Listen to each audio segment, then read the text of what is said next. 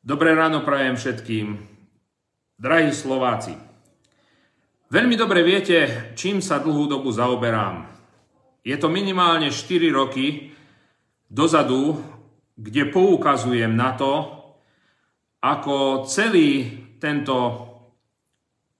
enviro-eko-balast, ktorý tu vytvorili istá skupina ľudí, vytvorili si z toho politickú ideológiu, ale hlavne infiltrovali sa cez mimovládne organizácie, cez ktoré aj potom dodatočne čerpali verejné zdroje, nezmyselné projekty typu Sisel, Korytnačka, nekonečné skúmanie početnosti medveďov, ale aj ostatné záležitosti ohľadom ochrany prírody, ktoré výlučne spočívajú len v pozorovaní, edukácii, zakladaní rôznych aplikácií na telefón, ale aj rôzne iné činnosti spojené kvázi s ochranou prírody, kde pod falošným rúškom tejto činnosti začali určitým spôsobom, veľmi sofistikovane samozrejme, pretože to prepletenie siaha až do fondov z Európskej únie, najmä tomu LIFE fondov, a všetkých ostatných, ktoré im nahrávajú spriaznené bytosti tejto krajiny na vysoko postavených miestach a siaha to až do prezidentského paláca, tak táto istá skupina ľudí si na ochrane prírody založila politickú ideológiu. A nie len na ochrane prírody, samozrejme sú to otázky aj LGBT a všetky ostatné. Preto nemohol byť Huliak ministrom životného prostredia, lebo by došlo k fatálnemu odhaleniu, akým spôsobom sa istá politická skupina zmocnila verejných zdrojov a istá politická skupina si financovala kampaň, financovala si hlavne všetkých dobrovoľníkov, kvázi straníkov a financovala si hlavne celú politickú činnosť. Keď chcete založiť politickú stranu, potrebujete cez 15 000 podpisov. Potrebujete tých podpisov do rezervy viacej, samozrejme, lebo oficiálne číslo je 10 000. A potrebujete samozrejme mať kopu dobrovoľníkov, ktorí vo vlastnom čase za vlastný benzín, za vlastné peniaze dokážu nejakým spôsobom pre vás tie podpisy zohnať. Druhá časť príde tvorba štruktúr. Tvorba štruktúr je rovnako náročná na peniaze, na čas a na všetko. A hlavne reklamná kampaň, ktorá pohltí doslova a do písmena 100 000 eur. V prípade istých politických strán sú to milióny, aj keď na volebnú kampaň podľa zákona o politických stranách je vyčlenený určitý balík peňazí, ktorý nesmiete prekročiť. Viete veľmi dobre, že okolo istých politických strán, ktoré nebudem menovať, sa vytvorila taká zázračná mediálna bublina, že z ničoho nič to tu vzniklo a zrazu, čuduj sa svete, obrovský boom. Neotvoríte médium, v ktorom by tá strana chýbala, skrátka marketing taký, ktorý môže závidieť anglická kráľovná alebo ktokoľvek skrátka iný. Prečo to hovorím? V celej komplet štátnej správe máme infiltrované mimovládne organizácie, čoho sme teraz svedkom, keď odkrývame jednotlivých pracovníkov na ministerstve životného prostredia a jednotlivých pracovníkov na odboroch okresných úradoch životného prostredia. Ktorýkoľvek podnik súvisiaci s nejakým čerpaním zdrojov alebo rozhodovaním o stavebných projektoch z hľadiska Envira a z hľadiska povolení EI máte všade kompletne infiltrovaných ľudí z určitých politických kruhov a určitých mimovládnych kruhov.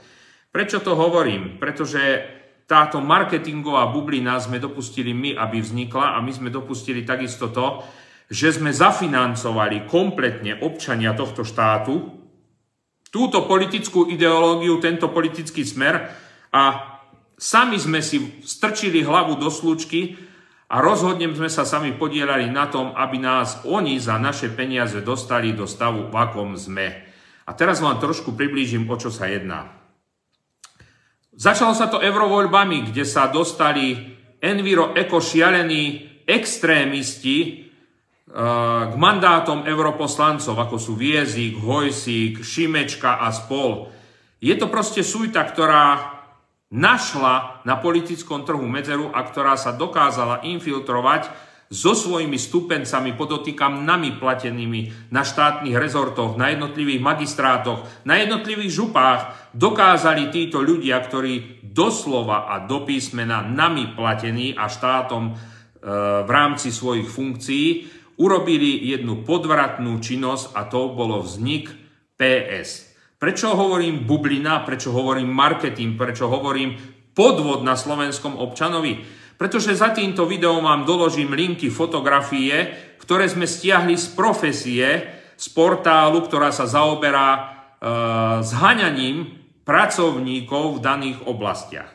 Keď som si prečítal, na akých pracovníkov majú záujem PS, tak potom si kladiem otázku, kde je tá vysokoodborná, kde je tá fundovaná, kde je tá personálne zdatná strana, ktorá nám ponúkala riešenie pre Slovensko, ktorá nám ponúkala záchranu Slovenska v modernizácii, digitalizácii, ale hlavne v umiestnení ešte väčších štruktúrach Európskej únie a všetko, čo súvisí s týmto celým divadielkom okolo hojnosti, ktoré malo Slovensko čakať. Drahí Slováci, to, kam nás dostal progresívny liberalizmus, sme mali vidieť možnosť za 3,5 roka. Rozprávať som začal o tom, kam nás dostal progresívny liberalizmus za 3,5 roka vlády, ale hlavne predtým vo videu som rozprával o tom, že kto a akým skutočne politickým subjektom progresívne Slovensko je. Tak vážení a milí, tak vám to dopoviem teraz. Vezmite si, že na profesii momentálne hľadajú všetky odborné persóny, ktoré majú pre nich robiť činnosť napríklad ako analytik pre transparentnosť, alebo marketér, alebo človek, ktorý má v regiónoch pracovať, vytvárať štruktúry okresného alebo krajského charakteru. To znamená, že tá strana funkčne neexistuje. Z toho mi vychádza len jedno, že to je obrovský marketingový ťah, ktorý mal Slovensko dozviesť k istým záležitostiam. A teraz veľmi dobre počúvajte. To, že Slovensko je tam, kde je, vďačíme aj takýmto ekoteroristickým aktivistom, ktorí doslova extrémnym spôsobom presadzujú zo Slovenska mäkkú výstavy bojovníka proti klíme, bojovníka proti CO2, ale hlavne výstavný štát, ktorý obetuje svoje hospodárstvo, sociálnu štruktúru, energetickú bezpečnosť, potravinovú bezpečnosť, len a len preto, aby sme ukázali, že my sme tí najtop v ochrane prírody, najtop v bezzásahovosti a všetkých otázkach toho extrémizmu v ochrane prírody, ktorí smerovali priamo na Slovensko.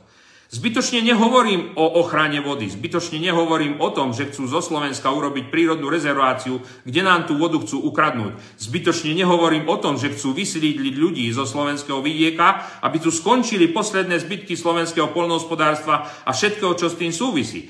Nehovorím zbytočne o tom, že Slovákov potrebujú pripraviť o ich územie neúmerným zadlžovaním voči výkonnosti štátu a všetkého, čo tu predviedli za 3,5 roka. Pretože to je systematické kroky, ktoré mali nadiktované a kde Slovensko podľa nich a podľa ich vzoru malo skončiť.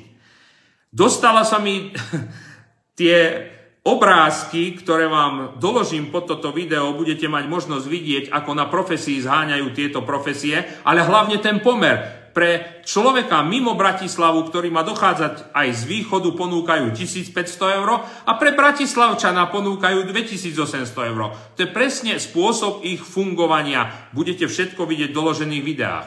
V doložených videách vám ukážem aj polemiky o klíme a o CO2. Doložím vám fakty a doložím vám veci, na ktoré sa stačí len zamyslieť, aby ste bezhlavo neverili zase len jednostrannému prúdu informácií, ako sa nám snažia všetkých obalamutiť jednostranne cez mainstreamové médiá. Treba trošku začať rozmýšľať vlastným rozumom, tak ako vám to stále avizujem, pretože je nám všetko predkladané, čo im máme doslova zožrať, aby boli úspešní vo svojom ťažení. Momentálne Európska únia ide presadzovať tzv. Vodíkovú banku. Čuduj sa svete, po tých všetkých reklamných, marketingových ťahoch ohľadom elektrifikácií, vozidiel, 2035 zákaz výroby spaľovacích motorov a celého toho kompletného divadla, ktoré sme mali možnosť vidieť, treba pripomenúť ešte raz, že od automobilového priemyslu, ktorou sme mekou na počet obyvateľstva vo výrobe automobilov na Slovensku, sa stane Slovensko novým Detroitom, pretože my sme automobilová veľmoc v rámci Európy a nedokážem si predstaviť, keď dojde ku koncu spaľovacích motorov 2035, čo sa stane s tých 600 000 pracovnými miestami na Slovensku naviazanými na automobilový priemysel. Ideme mať nový fenomén, tzv.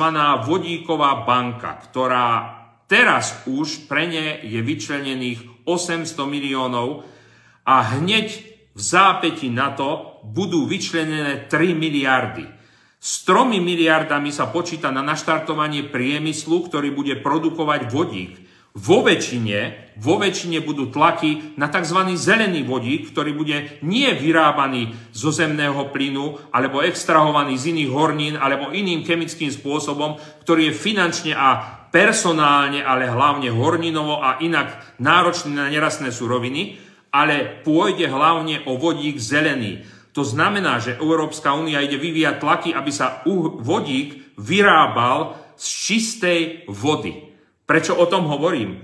Zase Slovensko, obrovské výkričníky, druhý vo svete, najväčšími náleziskami pitnej, kvalitnej vody. Pozor na to. Rozprávam o tom do nemoty, aby sa to stalo doslova nejakou mantrou a uvedomili sme si, že máme ten najväčší poklad na svete. Vodu. Voda, ktorá nám zaručuje život, ktorá nám zaručuje prosperitu, ktorá nám zaručuje pestovanie, chovanie. Voda, ktorá je základom všetkého živého na svete.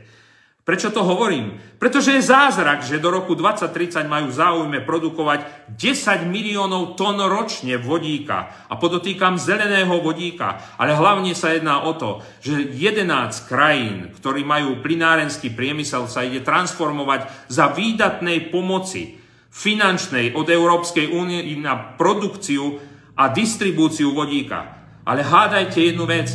Slovensko medzi tými 11 krajinami s obrovskou infraštruktúrou, podporou tejto lobby činnosti, s týmto miliardovým biznisom zase pre najbohatšie štáty Európskej únie sa nepočíta.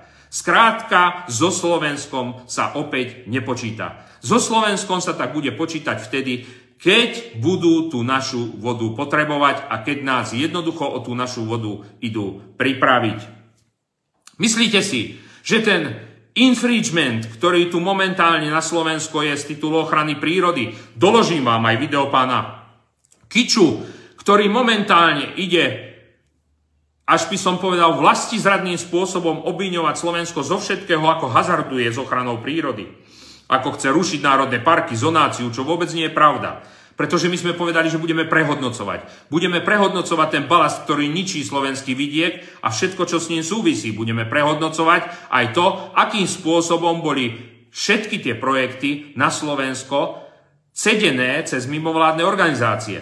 Budeme jednoducho robiť pre slovenského občana, aby konečným poberateľom výhod neboli mimovládky ohľadom Envira, ako je Broska a im podobné, z ktorých im tiekli obrovské milióny. Budeme prehodnocovať tieto financie tak, aby skončili v jednotlivých dotknutých regiónoch a budú mať právo sa vyjadrovať jednotlivým projektom, ochrane prírody, aj užívateľia územia, ktorí sú priamo do toho zainteresovaní a od toho územia závislí. Čiže nie, pán Kiča, Slovensko nepôjde cestou hazardu s vlastným územím, s vlastnou ekonomikou, s vlastným hospodárstvom. Slovensko pôjde cestou renovácie, obnovy, aby slovenský občan konečne prestal byť ten na poslednom mieste.